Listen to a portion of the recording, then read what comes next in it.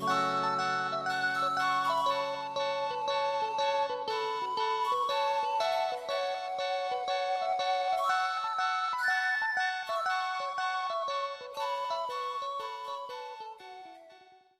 nó nè đó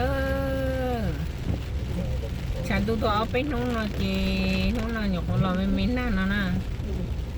ở bên nè nó chỗ cái tôm xe chân nhọc bay kia xe con chả nè lo nè lo này ó mà số số thế chỉ nó lo nè nó tụi gì ồ cứ rồi thế sao mà mới là có nó cắt thôi con té lúc tiêu chống nó trâu tung vô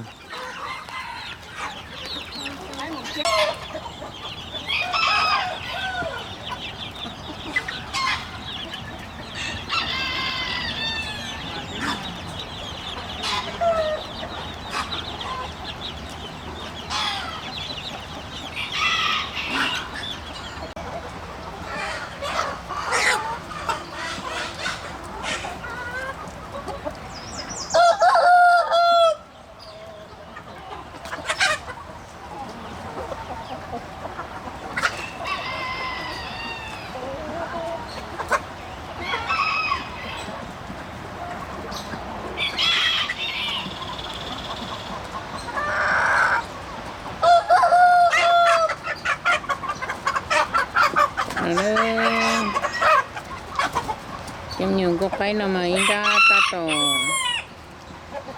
pin thế cái rồi giờ nữa thế thì lúc chơi nó chỉ ứ chỉ chuông chú nhỏ cái là chỉ ứ khởi cho cái nó là xong à chỉ ứ chín chú rồi kia cả cho lu cối hình tu nữa nó chỉ mặt ra ca pin chú đùa lại lôi hình tu tên đó nữa đó câu này là chị vô học cú xì chỉ sản mất tuần nào này nè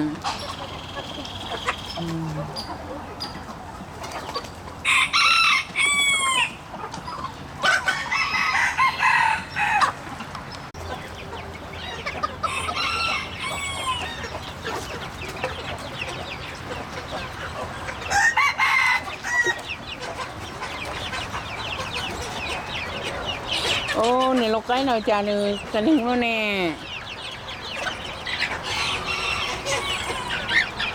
lấy cho nhiều cây đi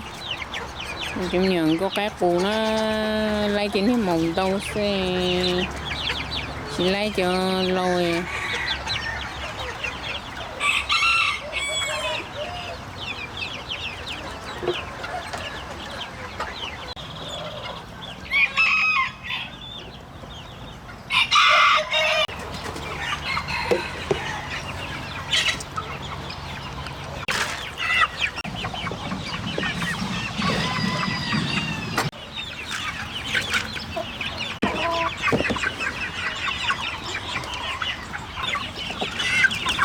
cái cầu của con cú lên đây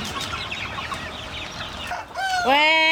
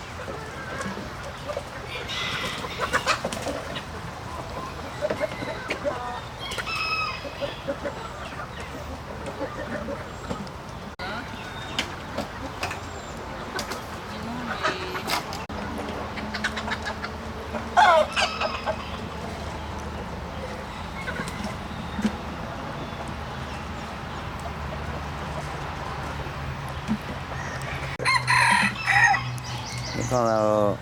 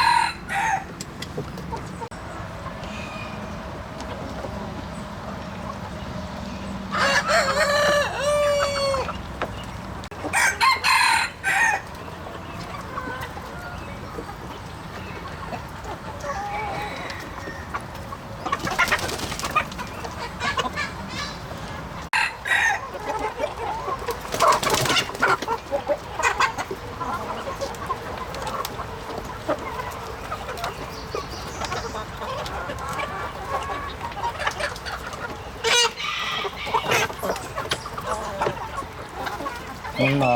bây giờ nút chia nữa nút chia chỉ nên nút tổ quốc cái chứ nè cái trồng cái tên là cha là trồng phun trồng gì này sẽ là trồng sai này sẽ là nè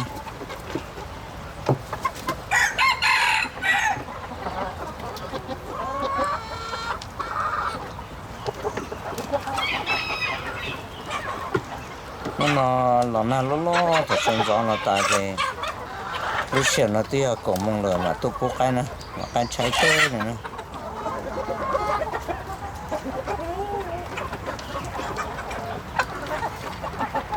cái nào mà dễ phá cô tôi nó mà dễ phá nữa thì chứ trong cái con nó chỉ riêng buồn đời thôi thì mà tôi nó thì tôi mà tôi buồn đời nó nữa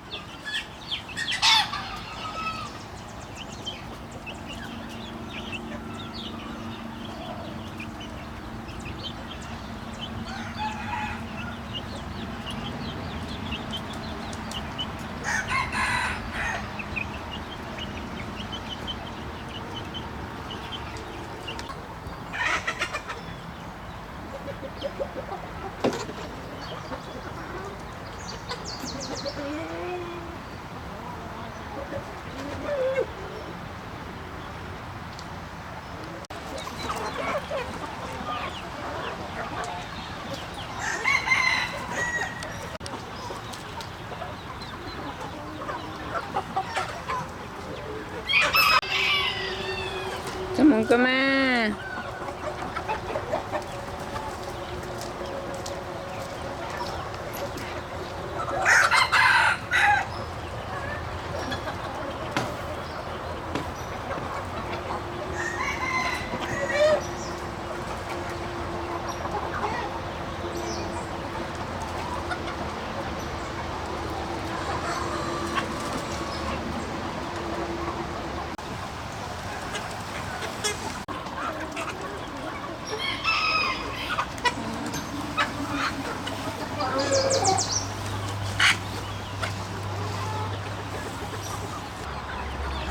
Kita nói cho mẹ Indah lo.